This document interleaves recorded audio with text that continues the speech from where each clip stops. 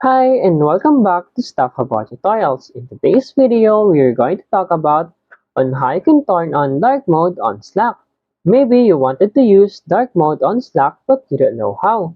So in today's video, I am going to show you on how you can activate dark mode on Slack. Check the video description and I will try to leave the written instructions. So without further ado, let's get into the video. First you need to do is to open your Slack application and log in with your Slack account. From here, you will see here the U button at the lower right corner of the screen. Simply tap on it. Once you tap on it, you will see in here below the preferences. Tap on these preferences. From here, you will see the look and feel. And below that, you will see the dark mode. Tap on this dark mode. In here, you have in the system default.